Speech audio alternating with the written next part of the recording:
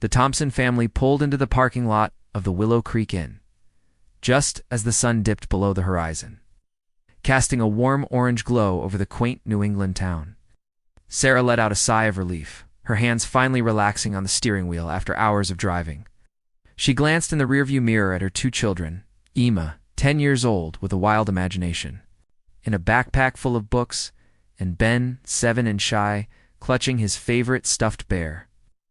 David, her husband, sat beside her, his practical nature evident in the way he immediately checked the map on his phone. "We're here," Sarah said, forcing a smile. The trip was meant to be a break from the stresses at home. Her recent job loss had left her anxious, and the family needed time to reconnect. David nodded, his skepticism about the whole idea hidden behind a supportive grin. "Looks charming. Let's get checked in." The inn was a historic building, its wooden exterior painted a soft blue with flower boxes blooming under the windows. The sign creaked gently in the breeze, and the scent of fresh-baked bread wafted from inside. Mrs. Hargrove, the owner, greeted them at the front desk, her face lined with years, but her eyes kind. "Welcome to Willow Creek Inn," she said, handing over a set of old-fashioned keys. "You're in room 204. It's one of our best overlooks the garden." Emma bounced on her toes, excited. "Is the inn really old? From the 1800s? Mrs. Hargrove chuckled. "Older than that, dear. Built in 1792. It's got stories to tell, but don't worry, they're all friendly ones." Ben clung to Sarah's leg, his wide eyes taking in the lobby's antique furniture and faded photographs on the walls. "Are there ghosts?" he whispered. David ruffled his hair. "No ghosts, buddy. It's just history." Mrs. Hargrove's smile faltered for a split second. "Oh, the town has its tales, but nothing to keep you up at night. Enjoy your stay." The family climbed the creaking stairs to their room, the wooden steps groaning under their weight. Room 204 was cozy, with 2 double beds covered in quilted blankets, a small fireplace, and a window overlooking a lush garden. Emma immediately spotted an old music box on the dresser, its lid carved with intricate flowers. "Look at this," she exclaimed, winding the key. A soft melody tinkled out, a lullaby that filled the room with a nostalgic warmth. Sarah smiled, unpacking their bags. "It's beautiful. Just be careful with it, sweetie." Ben, still clutching his bear, explored the room, peeking into the closet and under the beds. "It's big," he said, his shyness giving way to curiosity. David flopped onto a bed, sighing. "This place is perfect. No emails, no deadlines, just us." Sarah nodded, though her mind wandered to the stack of bills waiting at home. She pushed the thought away this weekend was about family. That evening, they dined in the inn's small restaurant, a room with exposed beams and a stone fireplace. The menu featured hearty New England fair clam chowder, roast chicken, and apple pie. Over dinner, they shared stories. Emma regaled them with tales from her latest book about adventurers, her imagination running wild. Ben listened wide-eyed, occasionally adding his own quiet comments. David raised his glass. "2 new beginnings," he said, his eyes on Sarah. She clinked her glass against his, feeling a spark of hope. But as the night wore on, a faint melody drifted from somewhere upstairs, the same lullaby from the music box. Sarah glanced around, but no one else seemed to notice. Back in the room, the family settled in. Emma and Ben shared one bed, giggling under the covers, while Sarah and David took the other. The inn was quiet, the only sound the occasional creak of the building settling. Sarah drifted off to sleep, but sometime after midnight she woke to a soft sound, children singing. The melody was faint, like a distant choir, the words indistinguishable but haunting. She sat up, listening. It seemed to come from the hallway, or perhaps the garden below. "David," she whispered, shaking him. "Do you hear that?" He mumbled, half asleep. "Hear what?" The singing like children. He listened for a moment, then sighed. "It's probably the wind or other guests. Go back to sleep." But Sarah couldn't. The singing grew slightly louder, a lullaby that tugged at her heartstrings. Emma stirred, her eyes opening. "Mom, I hear it too," Ben whimpered, pulling the covers over his head. "Make it stop." David sat up now, rubbing his eyes. "It's nothing. Maybe a TV downstairs." But as the singing faded, an unease settled over the room. Sarah glanced at the music box on the dresser. It was closed, but she could swear it had played the same tune earlier. The family drifted back to sleep, but Sarah lay awake, staring at the ceiling. The inn's charm felt different now, its history pressing in like a weight. Little did they know, the children's song was just the beginning. A call from the past that would soon draw them into a nightmare they couldn't escape. The Willow Creek Inn's restaurant was cozy, with candlelight flickering on the tables and the aroma of homemade food filling the air. The Thompson family settled into a corner booth, the children's excitement bubbling over after the long drive. Sarah glanced at the menu, her shoulders relaxing for the first time in weeks. The job loss had hit her hard, leaving her feeling like a failure as a mother, but this getaway was a chance to rebuild. David reached across the table, squeezing her hand. "This is nice," he said, his voice soft. "No distractions, just us." Emma, her eyes bright, bounced in her seat. "Can I have the macaroni and cheese? And tell us a story, Dad?" Ben nodded shyly, his stuffed bear perched on the table. "Funny one." David chuckled, launching into a tale about a mischievous squirrel in their backyard, embellishing it with silly voices that made the kids giggle. Sarah watched, a smile tugging at her lips. David's practicality balanced her worries, but lately his own concerns about finances had created tension between them.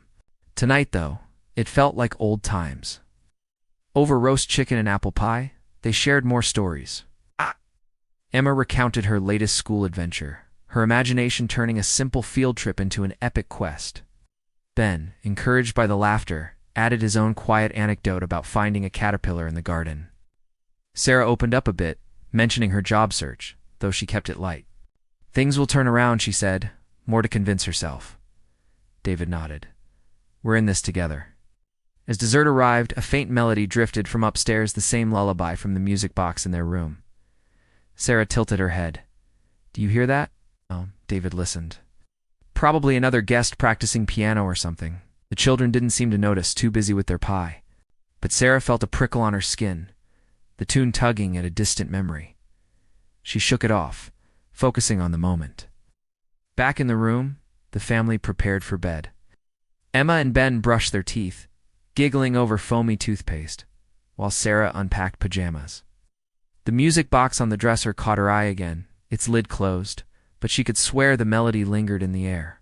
"Time for lights out," David said, tucking the kids in. "Sweet dreams." Emma snuggled under the covers. "Can we leave the hall light on? Just a little?" Ben nodded, clutching his bear. "In case of monsters," David smiled. "No monsters here. But okay?" A crack in the door. Sarah kissed their foreheads, her heart swelling with love. As the room darkened, she climbed into bed beside David, the inn's creak settling around them. Sleep came slowly, her mind replaying the day's warmth. Sometime after midnight, Emma woke, her eyes adjusting to the dim light from the hallway. Soft singing drifted through the room, a children's lullaby. The words muffled but sweet, like a group of kids in harmony. She sat up, listening. It seemed to come from the hallway, or perhaps below. "Ben," she whispered, shaking her brother. "Wake up, hear that?" Ben rubbed his eyes, then nodded, his face pale, singing like at school. Emma slipped out of bed, tiptoeing to the door. She cracked it open, peeking into the empty hallway. The singing grew clearer, the melody familiar, the same as the music box. "Rockabye Baby" on the treetop. Ben joined her, whispering, "Who is it?" Emma shrugged, curiosity overriding fear. "Maybe other kids staying here." They listened for a moment, the song fading, then starting again. Emma reached for the music box on the dresser, winding the key. The same tune played, matching the distant singing perfectly. Sarah stirred, sitting up. "What are you two doing?" Emma jumped. "We heard singing, Mom, from outside." Sarah listened, but the hallway was silent now. It's probably the wind through the eaves. Old buildings make noises. Back to bed. David mumbled agreement, half asleep. Nothing to worry about. The kids obeyed, but Emma lay awake, the melody echoing in her head. Sarah, too, couldn't shake the unease. She drifted off eventually, but her dreams were vivid children playing in the inn's garden, their laughter turning to song, their faces pale and distant. She woke with a start, the room quiet, but the dream lingered, unsettling her more than she cared to admit. The next day, the family explored Willow Creek, visiting the local museum. The exhibits detailed the town's history, including a tragic fire at the inn in the 1800s when it was an orphanage. Several children perished, their names listed on a plaque. Sarah felt a chill, the lullaby from her dream playing in her mind. "Creepy," Emma said, reading the plaque. David shrugged, sad but long ago. Back at the inn, Mrs. Hargrove was in the lobby. "Enjoying your stay?" Sarah hesitated. "We heard singing last night, like children." Mrs. Hargrove's smile tightened. "The inn has its quirks. Nothing to fear." But as the family headed upstairs, the melody started again, faint but unmistakable. Emma paused. There it is. This time, Sarah heard it too, her heart quickening. The singing grew clearer, drawing Emma to the window, where she peeked into the garden below. For a moment she thought she saw shadows, moving small figures, dancing in a circle. Then they were gone. The family exchanged uneasy glances, the inn's charm fading into something more sinister. The whispers of the past were growing louder, and the night promised more than just song. The Willow Creek Inn felt different under the morning light, its charm tinged with an unease that clung to the Thompson family after the previous night's singing. Sarah sipped coffee in the dining room, her eyes heavy from restless sleep. The children's lullaby, soft, haunting, and eerily familiar, echoed in her mind, blending with the dream of ghostly children playing in the garden.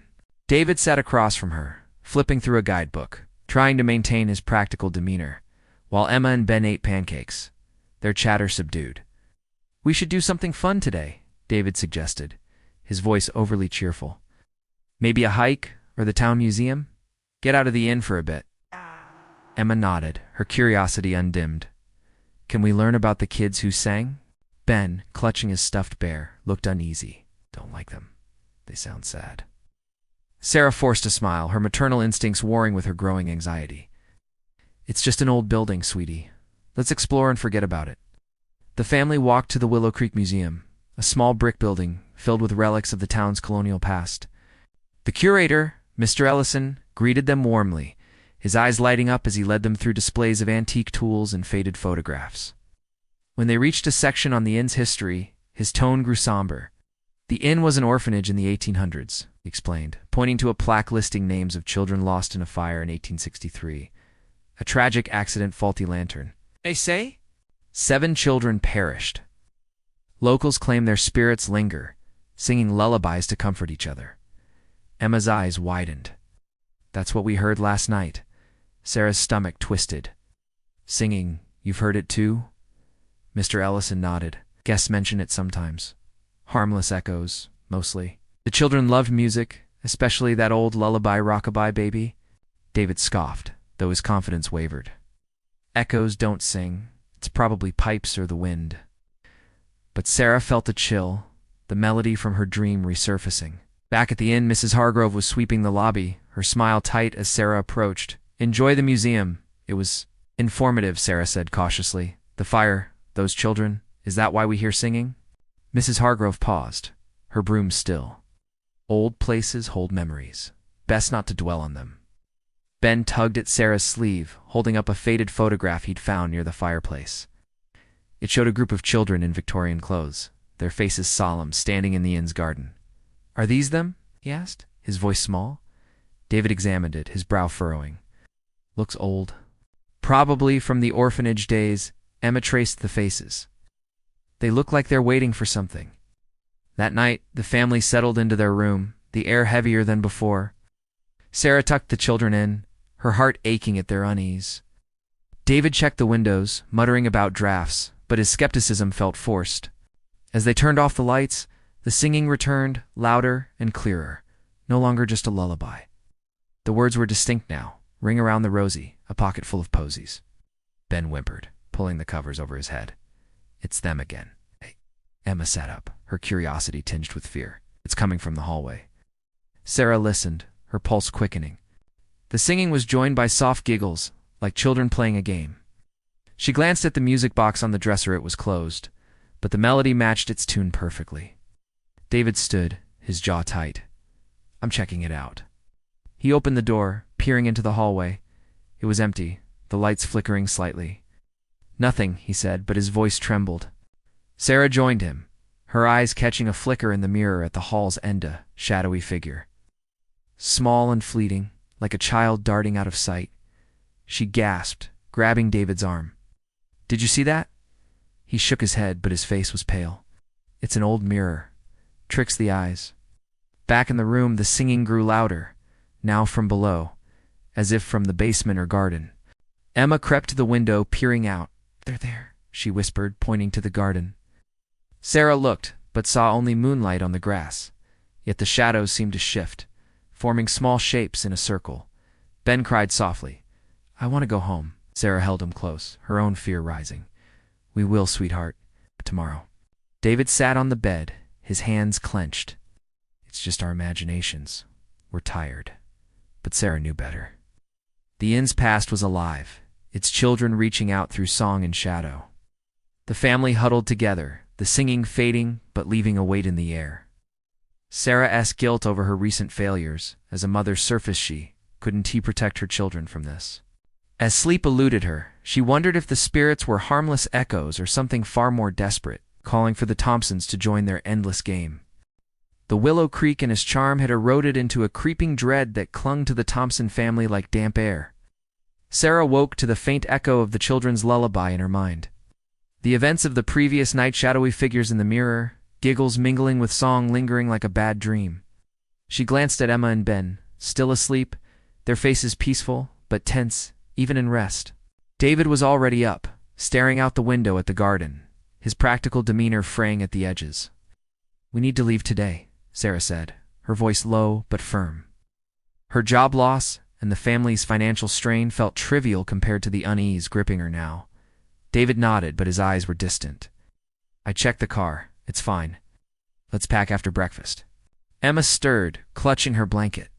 "Are the kids still singing, Mom?" Sarah forced a smile. "It was just the wind, sweetie. We'll have fun somewhere else." Ben, holding his stuffed bear, looked unconvinced. They sounded real. Breakfast in the dining room was tense, the family eating in near silence. Mrs. Hargrove served them with her usual warmth, but her glances at the children were too long to knowing.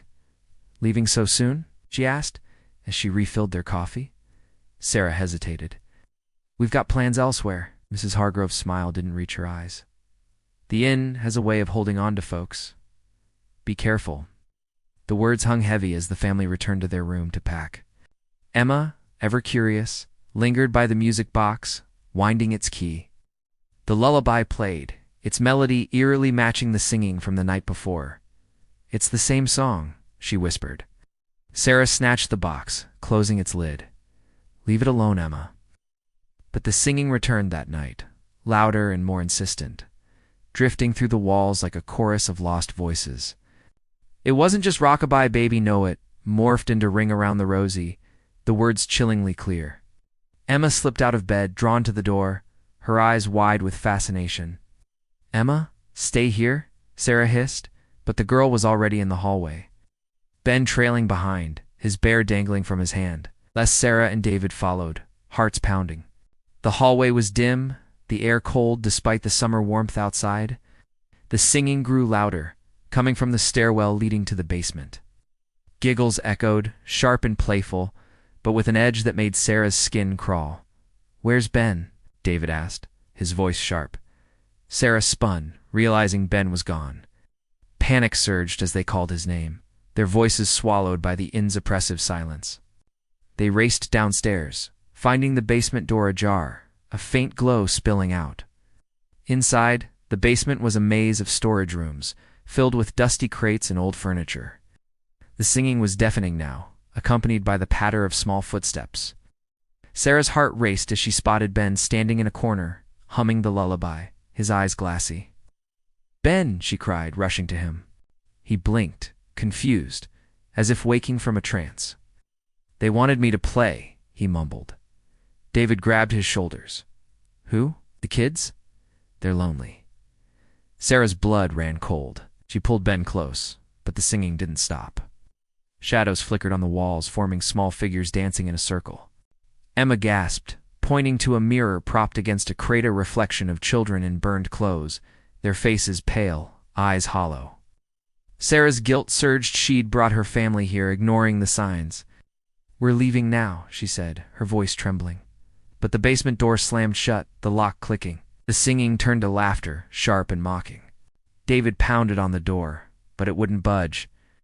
The air grew colder, the shadows closer. Emma clutched the music box, which she'd carried downstairs. It played on its own, the lullaby syncing with the ghostly chorus. "They're in the box," she whispered, terrified. Sarah's mind raced. The museum's story of the fire, the curator's words about lingering spirits, it was all real. She saw a vision in the mirror now, herself failing to protect her children, their faces fading like the ghostly ones. David, his skepticism crumbling, turned to Sarah. "What do we do?" "Find a way out," she said, though fear choked her words. "Before they take us." They searched the basement, the singing relentless, the shadows pressing in. Emma found a trapdoor under a rug, leading to a crawlspace. As they pried it open, the laughter grew louder, and Sarah felt a cold hand brush her neck. They crawled through, emerging in the garden, but the singing followed now from the trees. The inn was no longer a refuge, was a trap, and the children's spirits were no longer content to sing. They wanted the Thompsons to join their endless game, and the night was far from over. The Willow Creek Inn had become a labyrinth of fear, its once charming walls now suffocating the Thompson family with the weight of the past. Sarah clutched Ben tightly as they emerged from the crawlspace into the garden. The night air thick with the scent of roses and something sour like ash. The ghostly children's singing ring around the rosy, pocket full of posse seacoed from the trees, relentless and mocking. Emma held the music box, its lid trembling as it played the lullaby on its own. While David scanned the shadows, his practicality shattered by the locked basement door and the spectral hands that had brushed them. "We need to get to the car," David said, his voice hoarse. "Now." Sarah nodded, her maternal instincts screaming to protect her children. Ben, still shaken from his trance in the basement, whimpered, "They're still here, Mom. They want us to stay." Emma's eyes were wide, her curiosity replaced by terror, the music box sits making them stronger. The garden was a maze of overgrown hedges, the moonlight casting twisted shadows that seemed to move. The singing grew louder, the giggles sharper, as if the ghostly children were circling closer. Sarah's heart pounded, her guilt over bringing her family here gnawing at her. She'd wanted a break from her job loss, from the strain at home, but now they were trapped in something far worse. They stumbled toward the parking lot, but the inn's front door was locked, the windows dark. David rattled the handle, cursing under his breath. "Is this happening?" Sarah's eyes fell on the music box in Emma's hands. The curator said the children loved music. "Maybe it's connected, keeping them here?" Emma clutched it tighter. "Should we break it?" Before Sarah could answer, a cold wind swept through the garden, carrying whispers of "play with us." The shadows solidified into small figures, children in burned clothes, their faces pale, eyes hollow. One reached for Ben, its hand grazing his arm. He screamed, and Sarah yanked him back, her heart racing. "We need to calm them," she said, her voice trembling. "Maybe. Talk to them." David stared at her, incredulous. "Talk to ghosts?" "We don't have a choice," Sarah snapped, her fear turning to desperation. She remembered the museum's story, the fire caused by neglectful caretakers. They're angry. Oh. Maybe they need an apology. They retreated to the garden center, where a stone fountain stood dry and cracked. The ghostly children surrounded them, their singing now a chant, the words twisting into something darker. Sarah knelt, holding Ben and Emma close, and spoke to the air. "We're sorry for what happened to you. You didn't deserve it." The singing faltered, the figures pausing, but then a girl's voice, sharp and accusing, cut through. "You left us?" Sarah's guilt surged. She'd been neglecting her own children, lost in her own failures. "I'm sorry," she whispered, tears falling. "We see you now." David, his skepticism crumbling, joined in. "We'll make it right. Tell us how." The children's eyes glowed brighter, their forms flickering. The music box in Emma's hands vibrated, its melody speeding up. Emma, trembling, opened it, revealing a tiny mirror inside. In it, they saw the fire flames licking the orphanage walls, children crying out, trapped. Ben sobbed. "They're scared." Sarah's mind raced. "We need to do something with the music box, a ritual maybe. Should he read about in old novels? A way to communicate with spirits? Let's try to reach them." They sat in a circle, the music box at the center. Sarah held her children's hands, David joining reluctantly. "We hear you," she said, her voice steady despite her fear. "We want to help you rest." The air grew colder, the singing turning to wails. The children's figures lunged forward, their hands grasping. Emma screamed as the girl's ghost touched her, pulling her into a vision, flames everywhere, smoke choking her lungs. Sarah yanked her back, the connection breaking, but Emma's eyes were glassy, her breathing shallow. "She's in my head," Emma whispered. "They're so angry." David, frantic, grabbed the music box, ready to smash it, but Sarah stopped him. "No, it's their anchor. We have to do this right." The ghosts closed in, their wails deafening. Sarah's guilt overwhelmed her. She saw her own failures in their accusing eyes. David's hand shook, his fear for his family overtaking his doubt. Ben clung to his bear, whispering, "Please go away." The backfired, the ghosts growing stronger. The fountain cracked, a faint smoke rising. The children's forms solidified, their burned hands reaching out, demanding the Thompsons join them. Sarah realized they needed more than words, a true offering to appease the spirits. As the garden pulsed with ghostly energy, the family faced a choice: confront the children as pain, or become part of their eternal chorus. The night was closing in, and the inn's past was no longer content to whisper, was ready to claim them. The Willow Creekin's garden was a battlefield of shadows, the air thick with the acrid scent of illusory smoke, as the ghostly children's wails pierced the night. Sarah clutched Emma and Ben, their trembling bodies pressed against her, while David stood protectively in front, his eyes wide with fear he could no longer deny. The music box lay at the center of the cracked fountain, its lullaby playing frantically, syncing with the spirit's chorus of "Ring Around the Rosie." The ghostly children, their burned faces twisted in anger, circled closer, their hands outstretched, demanding the Thompsons join their eternal game. Sarah's heart pounded, her guilt over her family's struggles amplified by the spirit's accusations. "You left us," the ghostly girl's voice echoed. Her hollow eyes locked on Sarah. The vision Emma had seen, flames consuming the orphanage. Children trapped replayed in Sarah's mind, mingling with her own fears of failing as a mother. "We have to end this," Sarah whispered, her voice cracking. "They need closure." David nodded, his skepticism gone. "How?" That made it worse. Emma, her face pale from the vision, pointed to the music box. "It's them. Their pain's in there. We have to let them go." Ben, clutching his stuffed bear, sobbed, "I'm scared, Mom." Sarah pulled him close, her resolve hardening. "I know, sweetie. We'll make it right." The ghosts lunged, their wails becoming screams, the garden shimmering with illusory flames. Sarah grabbed the music box, its metal hot against her skin. "We're sorry," she shouted, addressing the spirits. "You were forgotten, but we see you now. We'll remember you." The singing faltered, the children's forms flickering. David, his voice steady despite his fear, added, "We'll tell your story. You don't have to stay here." The ghostly girl stepped forward, her burned face softening. "Promise." Sarah nodded, tears streaming. "We promise." The spirits weren't appeased yet. The flames grew brighter, the fountain cracking further, smoke curling upward. Emma, her voice trembling, said, "They need something more, something we love." David's eyes fell on his wedding ring, a family heirloom passed down from his grandmother, a symbol of his practical belief in things he could touch. "This," he said, pulling it off, "it's all I have left of her." Sarah's breath caught. "David, are you sure?" He nodded, stepping to the fountain. "If it saves us, yes." He placed the ring inside the music box, closing the lid. "Take it," he said to the ghosts. "Rest now." The air pulsed, the flames roaring higher for a moment before collapsing inward. The music box vibrated, its melody slowing, then stopping.